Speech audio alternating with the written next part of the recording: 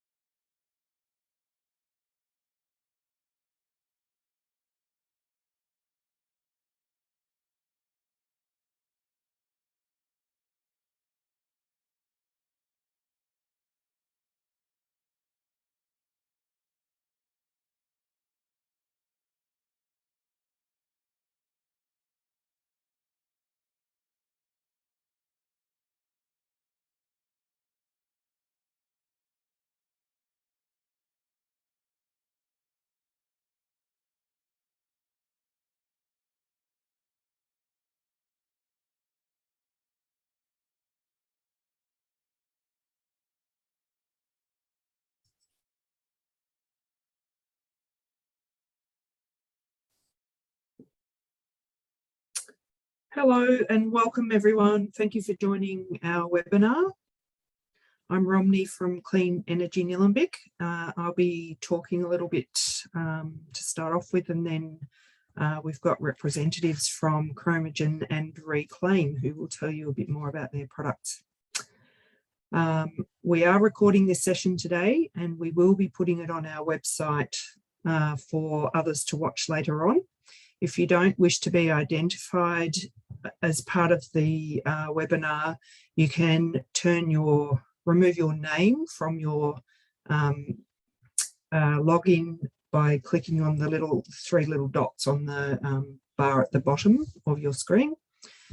We're going to save questions for the end of the presentation. You can, however, put questions into the Q&A, which is also at the bottom of your screen, anytime during the presentation, and we will collect them all at the end for responses. Please don't put questions into the chat though. We'd like to begin the session today by acknowledging the traditional custodians on the land on which we meet, the Wurundjeri of the Kulin Nation. We recognise their continued connection to the land and waters of this very beautiful place and acknowledge the care that has been given to country for many, many years, and that they never ceded sovereignty. We would like to pay our respects to Wurundjeri elders past and present, and to any elders from other lands who may be with us today. We'd also like to acknowledge Nillumbik Shire Council, which has provided funding for a range of the events and programs run by Clean Energy Nillumbik, and to the many volunteers of our group who create and manage these for the benefit of our community.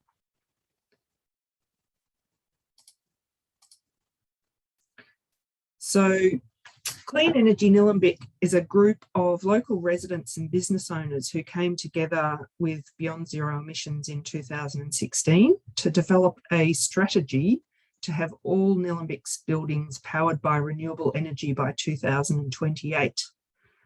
Some of the ways that we're looking to achieve this outcome is through helping individual households and businesses put solar on their roofs, to work with council and private investors to implement large-scale solar farms within the Shire that could power a significant number of households and businesses.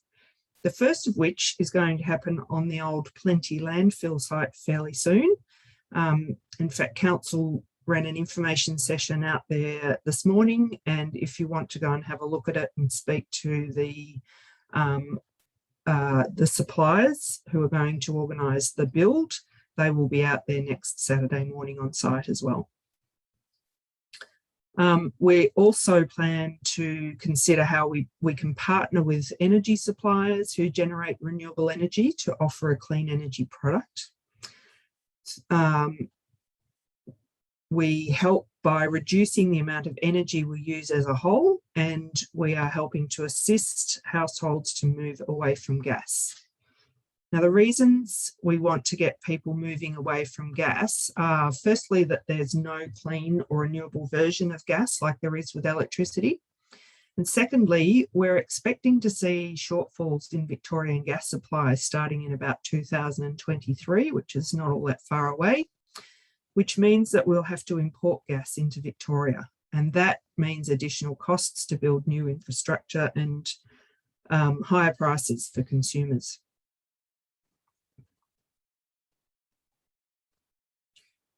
So what are we offering in this program? You'll hear more detail about the product shortly, but we wanted to tell you how we went about selecting the products and the suppliers first. We were keen to offer a couple of units at different price points so that people on a strict budget would have an opportunity to participate in the bulk purchase.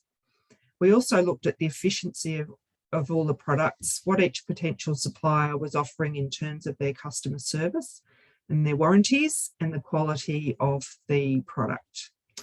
We sent out expressions of interest to a large number of companies supplying heat pump hot water units, and we're pretty pleased with the responses that we received. So the upshot was that we chose the range of Chromagen Medea heat pumps and Reclaim Energy heat pumps.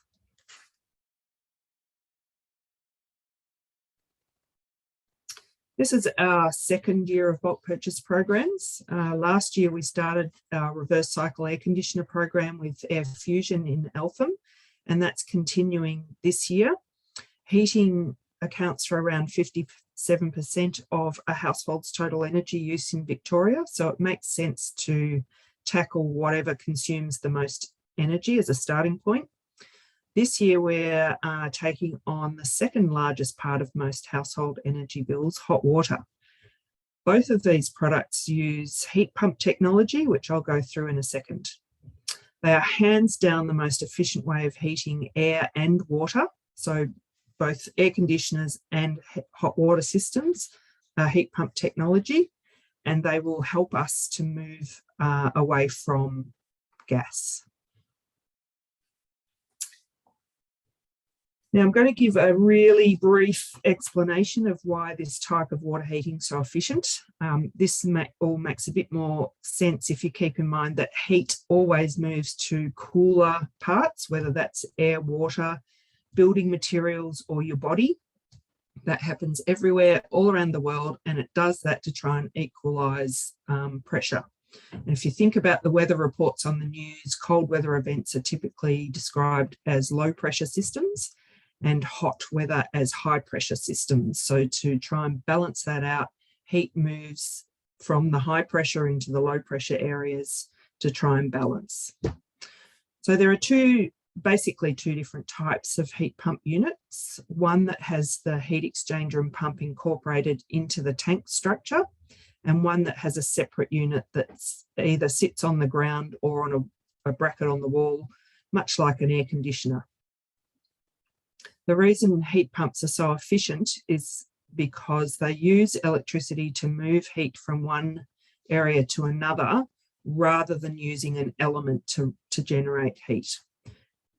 They can take heat out of the surrounding air even when it's really, really cold outside. People in the coldest parts of Europe use heat pump technology routinely. So in basic terms, the unit fan forces air through something called an evaporator. The heat from the air is transferred to a refrigerant gas that's contained in the evaporator. And then the refrigerant is put under pressure, which then transfers the heat to water inside the tank through refrigerant coils containing that compressed gas. Usually the coils wrap around the outside of the water within the inside of the insulated tank cover. One of the great things about using heat pump hot water instead of electric, gas or wood heating is that you can run it directly from your solar PV system and it costs next to nothing. Some of the photos on that previous slide were from my place. When we changed a few years ago from a wood heater and a really old air conditioner, one of the box units that sat in the wall, to a new air conditioner with solar, our energy bills went from $2,800 per year to $360 a year. And we were both working away from home at the time, so most of our electricity use was at night. We're generating now, even now, much more electricity than we use and feed most of it into the network. Now this graph shows what happened to our electricity use when we put a heat pump in October last year. So we had an old solar hot water system with an electric booster that the solar component of it had stopped working. So effectively it was a resistive electric storage system because we weren't able to pump the water up onto the roof. It was a 315 litre tank, which is far too big for the two of us plus occasional visitors. So if you look at the blue and grey lines on the graph, they represent the net electricity consumption.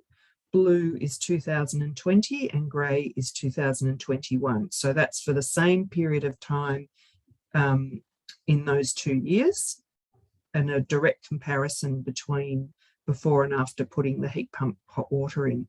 So nothing else in our house changed over those 2 periods. I'm still working from home. It's been exactly the same for the 2 years apart from the heat pump. So that you can see from that the consumption after the heat pump was installed was less than prior, and the reduction in net consumption was just over 1,500 kilowatt hours for the year. And if I did I'm just doing a quick calculation here, was about $400 a year in reduced energy costs. And if you look at the orange and yellow bars, they represent the cost to us. Orange was 2020 and yellow 2021. We've saved $200 over the year, and the reason that it's not higher than that is because we had a fairly hefty price increase in that period. So we are only a 2-person household, so if you have more people in your house and you are using the heat pump technology, your savings are likely to be much greater than that. So this is the process if you want to participate in the bulk purchase program. You go to the Clean Energy Nillumbik website, which is up on the screen, so cleanenergynillumbik.org.au, and go to the events page for the bulk purchase program, and you fill in your details and press the submit button. If you are wanting to talk to the suppliers of both types of heat pump, you will need to fill out separate forms and tick the little box that says Chromogen or Reclaim, and your details will be sent directly to the suppliers so that they can get in contact with you as quickly as possible. There's also the air conditioning bulk purchase that is continuing from last year, and you would need to register a separate interest if you're wanting to talk to Air Fusion about an air conditioner, and I'll talk to you a little bit more about those later on. So once you have arranged a quote from your preferred supplier, it pretty much becomes like a regular sort of purchase from that point. You're free to accept or reject the quote. What we would like you to do, though, is participate in a survey, whether you choose to install a heat pump or not, so that we can improve our bulk purchases for coming years and potentially work out what kind of products we can offer you in the future as well. So in the red boxes there, you'll see it says apply for rebate and claim rebate. I've got some excellent news for people today. There are a number of discounts and rebates available depending on your circumstances. So this slide shows state and federal schemes that apply to approved products without any restrictions based on income or assets. Both the Victorian Energy Efficiency Certificates, or VEECs, and Small Scale Technology Certificates, or STCs, are available for all the products on offer for air conditioning and hot water, and they are usually applied to your invoice as a discount. The price of VEECs at the moment is really high, so now is a great time to buy products that attract this type of discount. The price is more than double its normal level at the moment, so it means that some of the heat pumps in our bulk purchase can be installed at no cost if you have an electric hot water unit currently. The graph down at the bottom, the blue line shows the VEEC price, and STC prices are either fixed or very stable. VEECs can also be claimed for reverse cycle air conditioners in some circumstances, and Air Fusion can apply them when they quote for those products. We have put the link to our website in the chat for you as well. So even better news for some. So households that have a combined income of under $180,000 a year, a house valued at less than $3 million, and a hot water unit that's more than 3 years old, and you haven't accessed the solar electricity or battery rebates from solar homes, you can access an additional rebate of $1,000 or 50% of the cost of the heat pump. And our suppliers can help guide you through that process. If you're also interested in replacing your heating with a reverse cycle air conditioner, there might be an additional $1,000 rebate available if your combined household income is less than $90,000 a year or have a concession card of any time. And you can find more details at solar.vic.gov.au. And if you think you might be eligible for either of those discounts, you need to go get your quote, then apply for what they call a token, and through that website. And once you get that token, that is approval to go ahead with your installation. And then once it's installed, you put all the paperwork in and you get your $1,000 rebate. So now I'm going to hand over to David from Chromogen to talk you through their products and prices. Well, thank you very much for having me, Romney, and thank you to everyone attending. I'm a representative for Chromogen. We're based in Dingley Village in the eastern suburbs of Melbourne. We're a 60-year-old manufacturer of solar hot water systems, and we're a distributor for Medea products in Australia. So Midea is a large-scale manufacturer of air conditioning systems based out of China. Our systems, they're integrated heat pumps, so they're all-in-ones, they're fairly compact. They're pretty low operating noise of about 48 decibels, built-in frost protection, and various different options so you can optimize your energy usage at your premises. We have a couple of units that we offer currently, mainly in 3 configurations: a single 170-litre unit, which we typically recommend for up to 4 people, or a 280-litre unit, which we recommend for up to 6 people. We also have a combination system, which is a 340-litre unit made up of 2 170 units connected together, and that's typically suitable for up to 8 people.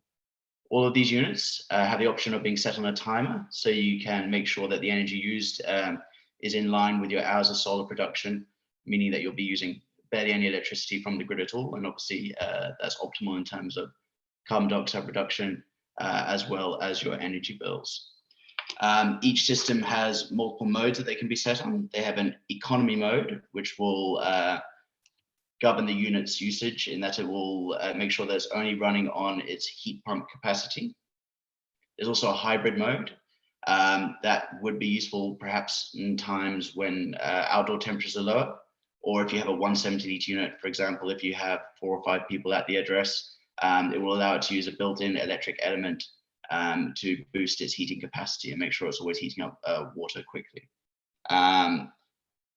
When temperatures fall below 5 degrees, which I know they are liable to do on occasion in Buckinghamshire, the units have a built-in element, a 2.3 kilowatt element, and that will kick in automatically when the tank temperature falls and atmospheric conditions are correct. Next slide, please, Romney.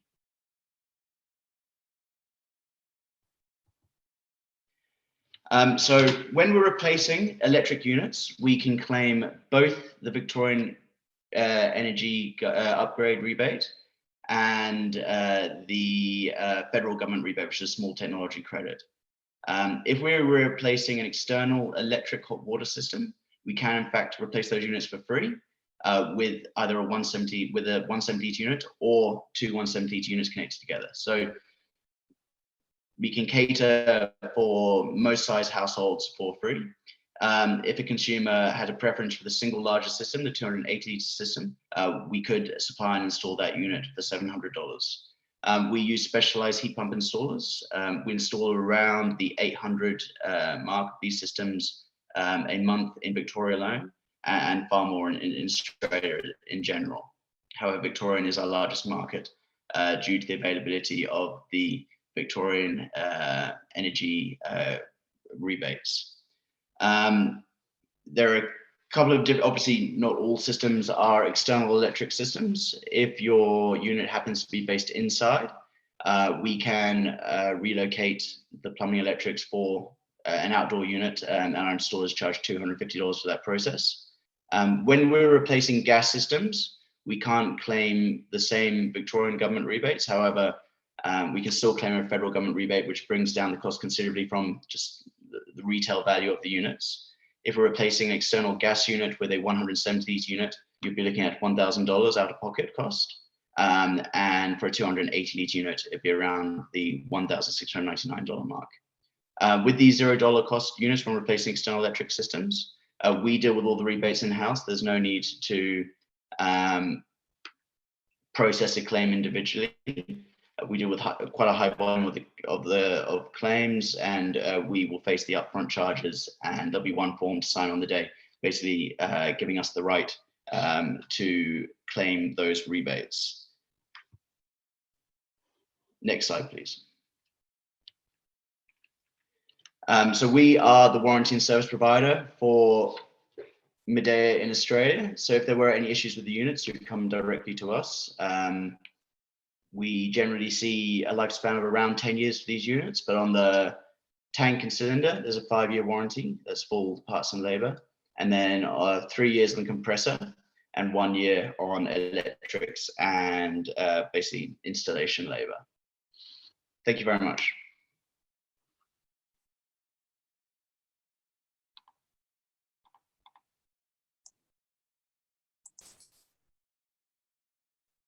over to Chris. Yep, g'day. Hi, my name's Chris Taylor. I'm from Reclaim. How are you? Thanks, David. That was great. Appreciate that. So we've been in the market now for testing the unit for about 4 years, but selling it for 4.5, selling it for three years in the market. Unlike the Medea product, we are what we call a split system. So we're not an integrated unit, so not all in one. Our unit comes in various sizes and configurations, from a small unit, which would be 160 litres, through to a large unit being 400 litres. And they're available in both stainless steel and glass line. We also do a 315 litre squat tank. The product, I guess, probably one of the main points of difference is that we use CO2 as our gas, which is a natural gas. So if the unit ever had any problems and the gas leaked, we're not putting any nasty aspects out into the environment. We do not have a heating element. That's another, I guess, point of difference between the two products. We rely solely on the heat pump to actually generate the energy for the household and to heat the tank. Can we move to the next slide? So basically, we've got a whole range of options. Unfortunately, given the fact that the product is, the compressor is made in Japan, and it is CO2, we can't do the no cost option. But I did look at some numbers, and if people did qualify for the Solar Homes rebate, which is $1,000, and they were replacing an electric hot water unit, so they got the Veeks and the STCs, we could do an installed unit for $443, and that's based on a 315 litre size system, a glass line system, which is by far our most popular unit that we sell in the market. Basically, we work with householders to ensure that they get the rebate themselves, so that any money that is coming back goes directly back to the household. And as Romney said, there's never been a better time to actually look at the Veeks, because the Veeks are at an all-time high. The unit will have a draw of about 2.3 to 3 kilowatts a day. That's the energy draw that we've monitored from the unit. So even in the middle of May in Launceston, when we were doing our trials, and we're trialling it through time of use, so through the 10 to 4 period when PV was looking to operate at its optimum level, the PV production exceeded the consumption of the heat pump. So it's a very efficient, low cost unit in terms of its ongoing running costs. Another feature is we have what we call top-down recovery. So we've got rapid recovery. So the unit returns the hot water to the top of the tank, which means that it behaves in a very similar fashion for the Victorians, and being an ex-Victorian I know because I grew up on gas, to a gas hot water unit, which means that basically you can use as much hot water as you deem necessary, and the unit will recover very, very quickly. It's a very quiet unit. So in terms of noise, it's about 29 decibels. It's classified as whisper quiet. And can we just move to the next slide, Romney, if that's okay? And our warranties are very long. So we offer a 10-year warranty on our glassline tank, a 15-year warranty on our stainless steel tank. In terms of the compressor, we offer a 6 years parts and labour warranty. So it's a little bit difficult because the tank is basically parts only, but the compressor is parts and labour. So if anything goes wrong with the unit, we'll actually resolve it. And at our cost over the first 6 years of its life. Since we've been doing this, we've had 2 units that we've actually had to replace of the thousands that were put in. We offer a 1-300 24-hour, 7-day-a-week after-sales service response. In fact, I got a call from someone today who had some questions, and I worked through it and resolved them, their issues. So in very simple terms, the product we've designed is super efficient. It loves cold climates. It's tested down to -15. We don't need an element to sort of protect the integrity of the product at all. We've installed these in Jindabyne. We sell them in New Zealand, and we have no issues with dealing with the climates over there. If you do qualify for all the rebates, we can get it installed for about $443. We're happy to provide as much support and help as is required to answer any questions. So if anyone puts an inquiry through and they're curious, then I'm more than happy to walk you through what your different options are, what type of unit would actually suit your own individual requirements, and then how we can help you. But it's great to be working with the guys from Chromogen. They do an enormous amount of hot water in the market, and it's a really great initiative that the Clean Energy group in Nillumbik have put together, and we're very proud to be involved with it. Thanks, Romney. Thanks, Chris and David.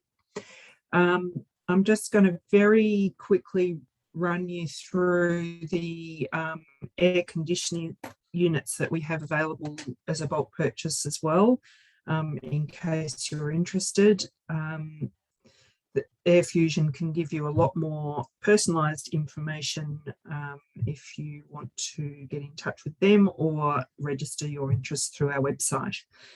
So the first is the full range of Daikin Alira units. Pretty efficient, very efficient, in fact, and comes with an intelligent eye, which means you can program it to turn off when there is no movement sensed in the room, or you can tell it to blow air away from wherever the movement is, or neither of those. It has the ability to add Wi-Fi for a small fee, and you can use a timer. The other one is the slightly cheaper model from LG, the WH series. This one comes with built-in Wi-Fi and doesn't quite have the same functionality as the Daikin, but is almost as efficient. So both ranges come, you can have them as a single unit in a room, or you can have multi-head units running from the same compressor. And they are all approved products through the Solar Homes program, or the Home Heating and Cooling Upgrades program, it's actually called, run by Solar Homes. So if you're eligible for those rebates, they will be available to you through Air Fusion. Air Fusion is also an approved installer through that program, so there should be no hiccups in getting hold of those rebates. This is pretty heavy slide full of pricing, but the smaller units are very affordable at under $2,000. And even up to the top of the larger units, up around the 9 kilowatt size for very big spaces, around the $4,000 mark. There's a few additional costs for unusual circumstances. So if you've got a non-standard installation, which includes double story installs, if you want the outdoor compressor mounted on a bracket on the wall or the roof, if you need a residual current device put into your switchboard, something like that, or you need a new circuit put into your switchboard, then those are additional costs as well. And the Wi-Fi for the Daikin model is available at $250, which means you can control it on your way home from work if you're working outside the house. So now it's time for our Q&A session. So I'm going to hand over to Rob, who's going to ask some questions of the panel. If the panel can turn their cameras back on, please. time. First of all, we start with a question from Jill. How long does it take for the hot water service to compensate for the embodied energy that went into making it? So I suppose we'll have two answers to that. So, No video on, Rob? yep, go for it. Oh, we've calculated the embedded carbon, which includes the transport to Australia and local transport as being 5 years. That's more than I And thought you were we gonna had say. a similar calculation on our side of around the 5-year mark. Okay. So that's Jill's first question, and she's got another one too, which is, what is the refrigerant you're using? We're using CO2, so it's a natural refrigerant. It's not an artificial refrigerant. And it has a cooling effect of 1. Yes, we're using a fluorohydrocarbon. It is a completely closed system, and it isn't one of the very nasty ones, but yeah, you wouldn't ever want it to leak into the atmosphere, but it is fully insulated from your water supply. And as long as they're decommissioned properly, then it has no effect on the environment. Right, good. And I have lost the question. We've got Magnus asking about hydronic heating. Yep, you go for that And one. what would be the best solution for him? I guess the short-term answer, Magnus, is it depends on what it is that you're trying to achieve and the size of the footprint that you're looking to work to. So if you're looking for an all-in-one hydronic solution that can do underfloor heating as well as your hot water, there are options that are available. I'm more than happy to refer you to our engineer to give you some insight and some input, and to refer you some people that specialise in this area if that's going to be useful and helpful. But it will come down to the number of zones and the footprint size and what it is that you're actually looking to achieve. And Russell asks, can a heat pump be connected in series with a rooftop solar system? And if yes, does it go before or after? I guess, Russell, and forgive me if I've got this wrong. I think you're asking, can you connect the heat pump directly up into the rooftop solar so that it runs off the solar PV system? The short answer is no. And the reason for that is different heat pumps, and I'm not sure, I don't want to talk on behalf of David, but different compressors have different operating constraints. And so if you were solely relying on the PV energy that was being generated, and the compressor, as an example, was designed to come on for a period of 1 hour to allow itself to run through a cycle, and something happened to interrupt your PV energy, then the unit wouldn't cope with that. I think the best method which David touched on and I referred to is that the most flexible solution at the moment that's available is to determine when you want the unit to run yourself. And that's going to vary based on what you've got. If you've got rooftop solar and you're living in a part of the world where you're getting great solar contribution and you've got excess PV generation and you don't want to send it into the grid, you can set your heat pump up to run on a time of use basis from 10 to 4. If you have batteries, you might then choose to dump excess energy into a battery, and then have the heat pump come on, depending on the energy draw of the heat pump, from in an off-peak setting. And then that also comes down to, of course, what your water habits are and how much hot water you're using, and what it is that you're using in the house, whether you have a spa bath, whether you have showers, whether there's 5 people. So there's a few little aspects around all that, but I'll let David have a bit of a chat. You've answered not quite the question which was asked, because he's refined it to being that he's got a solar hot water service, Oh, right. But it was a good I would answer echo anyway. Chris's sentiment in terms of the integration with existing solar collectors on the roof. We do, a major part of our business is solar hot water systems, but in order to integrate solar hot water collectors on a roof with a heat pump, it would need to be a completely redesigned system with the necessary heat pump parameters to manage the system. Yeah. And a pump to flow that water through the collector on the roof. So generally, it's not a system that has been in use anywhere. Yeah, we get asked that question a lot, David, and I think what people tend to think is that if they're putting tempered water into a heat pump, then the heat pump's going to work less. Yeah. And that's not the case. The two technologies don't actually complement each other. They work actually in conflict with each other to a certain extent. So you should have either one or the other. That's the unfortunate reality. Very good, thank you. And Robert asks, how long does the reclaim take to heat back up when all the water has been used? About 20 minutes, you'll have about enough hot water for 100 litres. And is Chromagen similar? So we use a similar method where we're trying not to mix the input water in the tank with the warmer water at the top.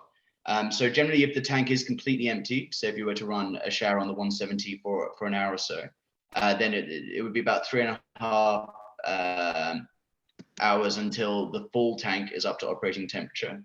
But the water is drawn from the top of the tank where the condenser coil is the hottest. So within 35, 40 minutes, you will have enough hot water for another shower, for example. But if you completely empty the tank, it's around a 3.5 hour reheat time. Right, now I think we had a question in the chat, which I will just go across to. How tall are the units? And if I get one, will it be needed to be located under the house? Do you want to go first, Dave? Sure. So our 170 litre unit is 1.56 meters tall. They can be located under the house as long as there is sufficient airflow. We would generally recommend them in an area that is as exposed to ambient temperature as possible, but we do install them, a lot of them, underneath houses. With the 280 litre unit, the overall height of the unit is around 1.9 meters, and you do need around 30 centimeters of clearance above that height. So generally, we recommend a relocation to an area with optimal airflow. When a unit is underneath the house, there is the risk that if it's not fully open, that'll be recirculating area that it has already collected thermal energy from. So that would be the only issue, but it's more than possible if there's sufficient space and airflow. Thank you. No worries, mate. Yeah, we can put the tank underneath the house, no problem. If there's good airflow, as David said, you can have the compressor under the house. Our compressor can be installed up to 10 meters away from the tank. So if you wanted to position the tank in a different location to the compressor, you've got greater flexibility to do that. That won't compromise the performance in any way, shape or form. But as David said, all heat pumps need good air circulation around them. I guess, the difference being is the integrated units have the compressors on top and the split systems have the compressors sitting to the side. Yeah. And Chris, can I ask what's the size, say the 315 litre, how tall is that compared to the squat version? Yeah, the squat versions, the tubby version we call it, the short and fat one, is around 1.56 high, and obviously a lot wider, and that's only available in stainless steel. The glass-lined version is around 1.75, so close to 6 foot tall tank. good. And Anonymous asks for Chris, can you provide a cost for the installation? I'm guessing that to replace an external system, what is the installation cost for installation for replacement of an internal hot water system? Great question. It depends. It comes down to where that internal tank is, if it's in the garage or if it's in a cupboard. And then what size the tank is and how much room there is for the plumber to maneuver around that tank. It's definitely not something that we haven't done before. In Tasmania, most of the hot water systems are actually installed inside. They used to use them as drying cupboards for winter, believe it or not. So yeah, I think the best thing to do with that would be to have someone come out and have a look and provide you with an estimate, so that then you're fully informed on basically what would be involved and basically how you can move forward with that sort of setup. Yeah.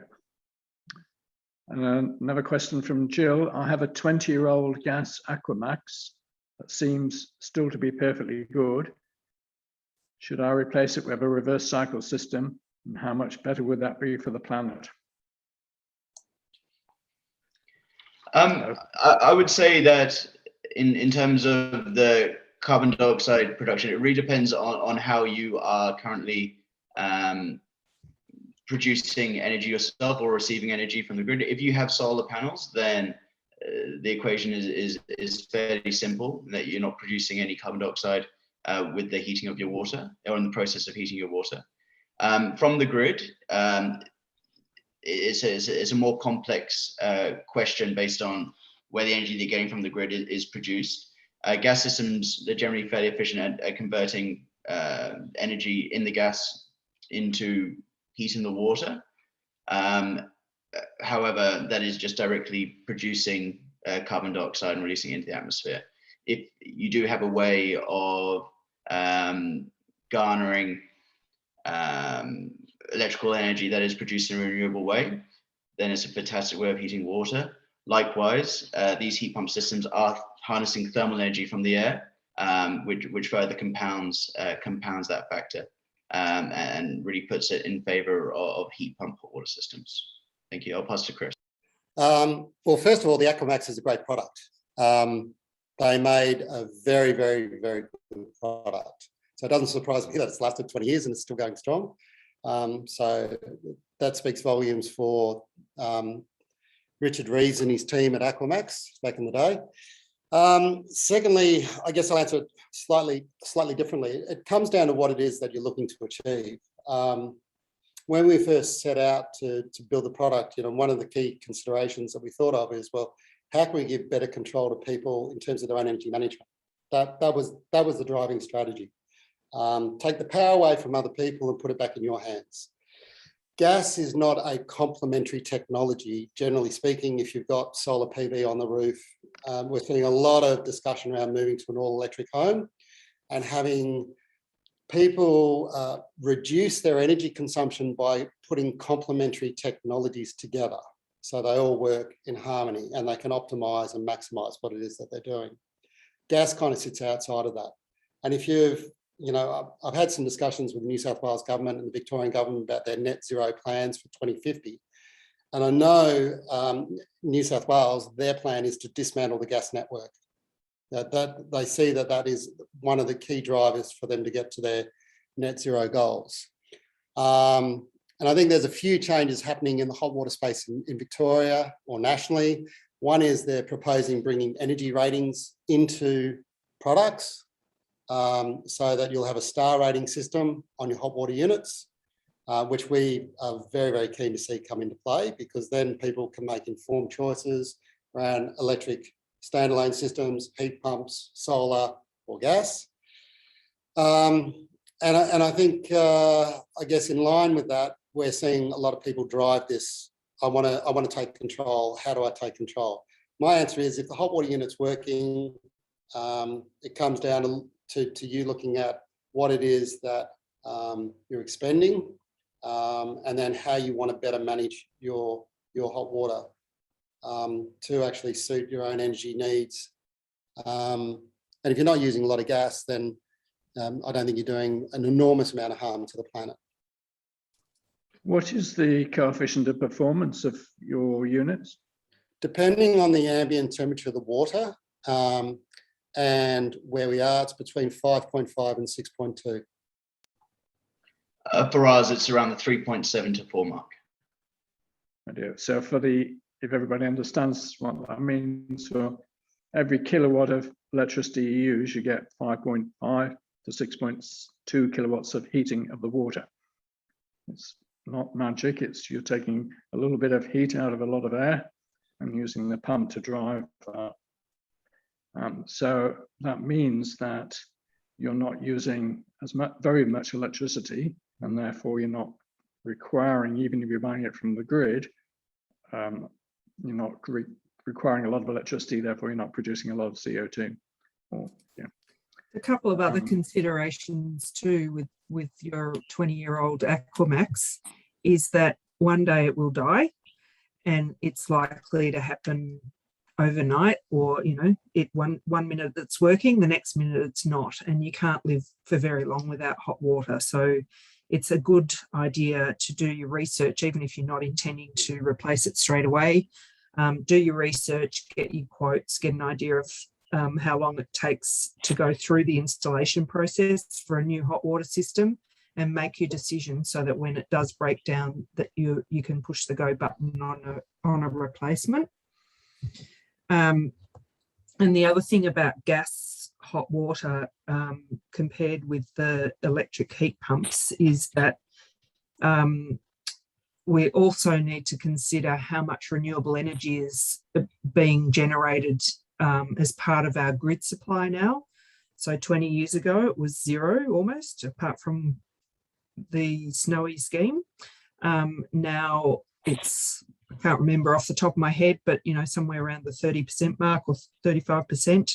And I know that there's another renewable energy auction going on at the moment. So to build more wind and solar farms. So that percentage of renewable energy is only going to get greater over the years, and will mean that we become less polluting as a whole using electricity compared to gas. To add to that, Romney, that the kilograms of CO2 produced per, or tons of CO2 produced per megawatt of power has gone from 1 to now to 0.6 over the last about 10 years. So it's a dramatic reduction. One question for you, Romney, is our system is 2.5 years old. Can we register still, or do we have to wait for 3 years to the 3 years? You're on mute. Yeah, sorry. The 3-year criteria only relates to the solar homes rebate of $1,000. So that requires you to have an income of under 180,000 and a house worth less than 3 mil. It's the vast majority of us for sure. So you wouldn't be able, they wouldn't allow you to get a token until you've hit that 3-year mark probably, but that program is going to continue for quite a while. So even if you can't apply for that rebate straight away, you might want to get a quote from either Reclaim or Chromogen, depending on which product you prefer.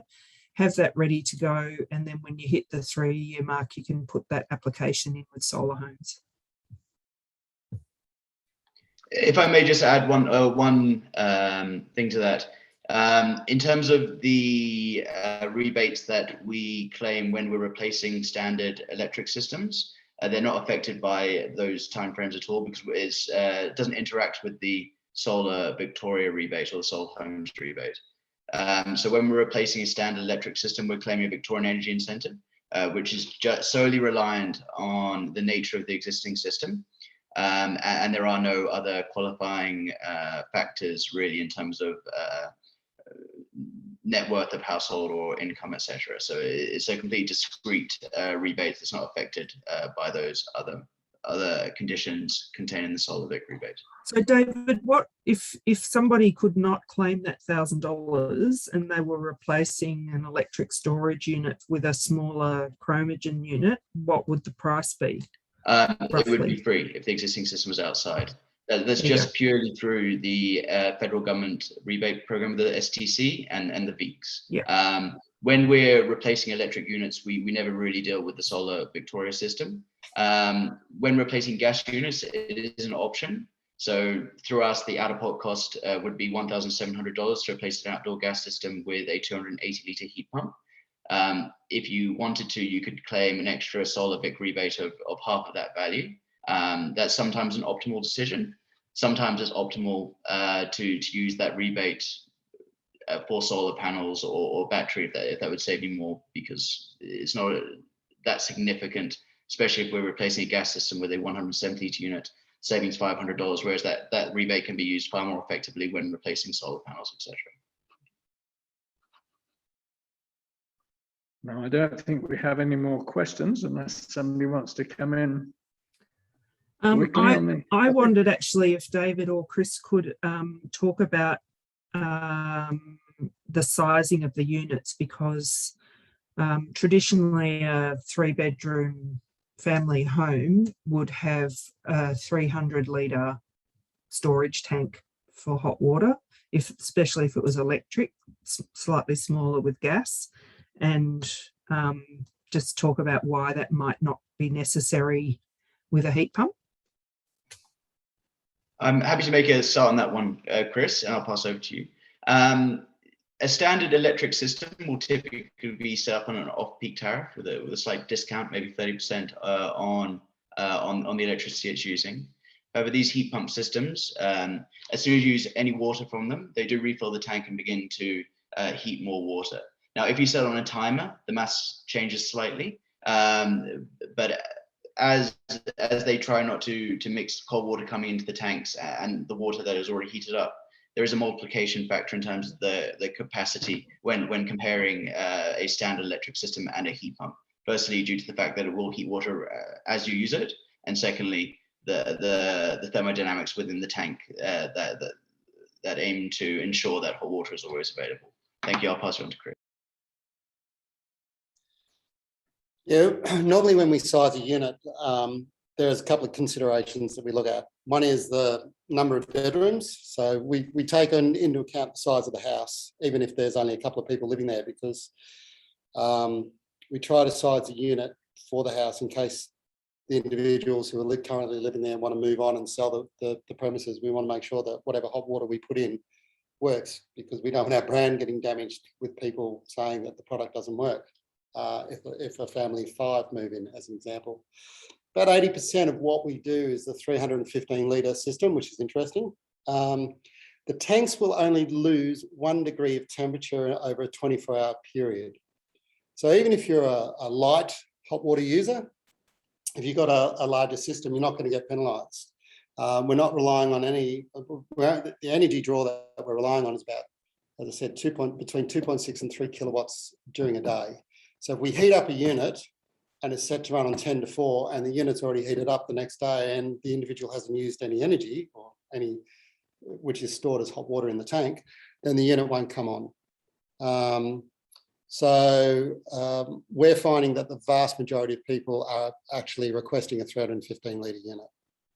And I know earlier this year I became quite unwell, ended up in hospital having surgery.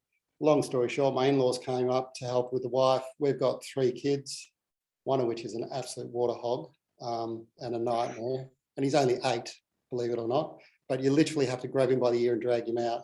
So we had 7 people in the house. We had 4 showers in the morning, 5 showers at night, and a bath, a spa bath.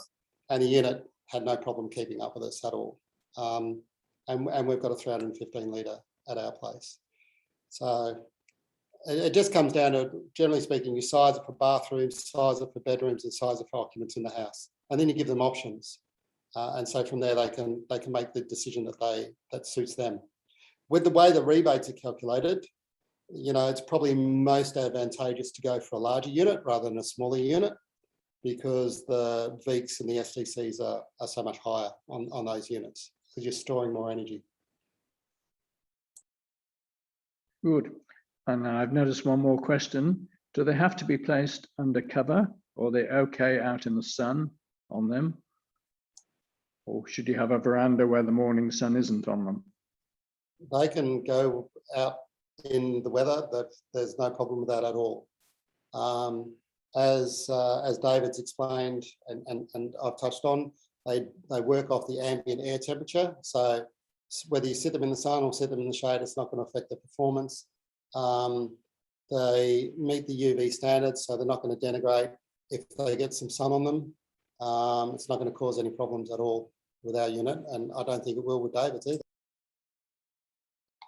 That's correct. They are designed to be out in the elements. Thank you, Chris. And they have the necessary UV protection to deal with being in those situations. As both Chris and I touched on, as long as there's sufficient airflow, being undercover would not be an issue either. Thank you. And a question following up from your previous one about replacing a unit only 3 years old. My concern is the waste of swapping over a relatively new system. Would the panel think that the environmental waste will be worse than replacing the system? Or could you offload the system to somebody else, I suppose? Yeah, you often see people selling their hot water units secondhand. I see it all the time, see it on eBay. You know, you could, if you've got a good relationship with your plumber, he may want to use it as an emergency breakdown tank. I know when I moved into my house up here 11 years ago, it had a 400-litre electric hot water unit, which was quite ironic for a guy that did hot water. So the first thing I did was rip that out and put in a solar hot water system. And I donated the tank to my neighbour for him to reuse it on another job, which he did do. So, you know, just because you're ripping out your electric hot water unit doesn't mean that it's going to end up as landfill. And I think, you know, one of the other things is I had an interesting chat yesterday with the CEO of Sustainability Victoria, and she wants to see if we can run a pilot scheme whereby as part of these community bulk buys, we somehow manage to recycle the hot water units that are being disposed of and put a program in place. So we're going to have a meeting about that on Monday or Tuesday to see what we can do and see how we can progress it. So one other thing, like, I know that capital cost is an issue, and that was one of the things that Romney spoke to me about way back in the day. I forgot to mention, we're going to introduce a finance option in the next week to take away that upfront capital cost. So then people can pay the unit off over a period of time. So I should have mentioned that earlier, sorry. And presumably you've set that up so the amount you're saving pays for the amount you're having to pay off the capital. Yep, So that's the goal. You live off your savings. Great, that's great, Chris. Thank you for that extra information. Just one thing to note, if you are intending to claim the Victorian Energy Efficiency Certificates, or VEECs, the unit must, the old unit that you're removing has to be destroyed, because the installer has to actually take photos as proof. And the reason they do that is because those certificates are purchased by the energy retailers, and they are equivalent to the amount of energy being saved when you do that swap over the lifetime of the new hot water system or other product, depending on what it is. So they don't then want that old technology back in circulation, chewing up more electricity or gas.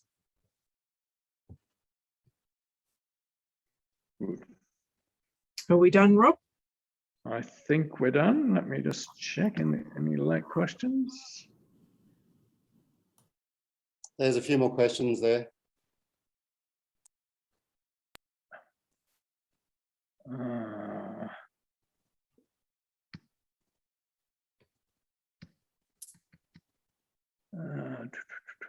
Have you replaced a hot water storage system that is located in a ceiling cavity? For us, there's a very common job. It'd be, if it's a single story property, it's a simple $250 relocation to run new plumbing electrics up to 8 meters. Generally, in most properties, there'll be a location on an external wall within 8 meters or so where that would be possible. Yeah, I always get nervous for people who have hot water systems in their ceiling, because if anything ever goes wrong with the unit, then goodbye ceiling. So yeah, it would, again, going back to what David said, you'd get a quote, they'd extend the plumbing and run the unit and put it back outside. That would be the safest bet. And another question is, if you don't have solar, is it still worth putting one in if you're buying off the grid? Yes, long story short, if you've got an electric hot water unit, you're probably using about 12 to 14 kilowatts of energy a day to heat your hot water unit. So if you think that you're going to reduce that down to 2.6 to 3 kilowatts a day, saving 11 kilowatts a day, if you're paying 35 cents, you're saving $3.70 a day. Doesn't take long for the maths to add up to see what it is that you're saving over the life of your hot water unit. You definitely don't need to have solar to do this. In fact, in many instances, a lot of people go for a heat pump option because there's so much shading on their property that they just can't get solar. And this is one of the ways that they can reduce some of their energy costs. Dave? I would echo that sentiment in terms of the pure cost savings. In terms of energy usage, and it doesn't necessarily change the equation whether you have solar or not when you're comparing to when you're replacing a standard electric system, because it's just a pure saving on energy usage. It doesn't change where that energy is coming from, so it definitely still is a worthwhile endeavor.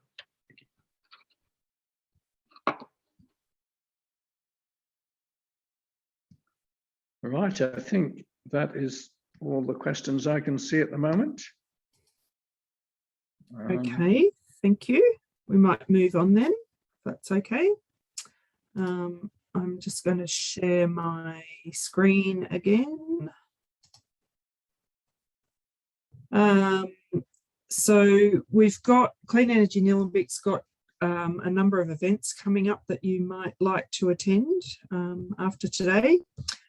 We've got a Clean Energy Expo happening at Edendale in Eltham on Sunday the 3rd of April. That will showcase our bulk purchase programs. We will be running information sessions. We will have some beautiful waste art sculptures that have been made by local artists, and they're a big treat. And on the Sunday, the 1st of May, we're running a Nillumbik Sustainable House Day, and we will actually have about 10 to 12 homes open. Fingers crossed that we won't be derailed again. And because that was due to happen in October this year, but it had to be postponed for obvious reasons. Every first Sunday of the month, we're at Eltham Farmers Market in the community marquee, so you can talk to people and get advice about anything to do with home energy efficiency, business energy efficiency, solar, all that sort of thing. And you might like to have a look at Council's Solar Savers program, which is a bulk purchase of rooftop solar, if you haven't got it already. Romney, on the Edendale farm, are we having any EVs or any other? Oh yes, sorry, I forgot to mention the electric vehicle display. We're going to have a whole raft of cars, bikes and whatever else available for you to have a look at, maybe also to test drive. Not sure about that yet, but yeah, that'll be great to have a look at some of the new cars and things that are coming into Australia.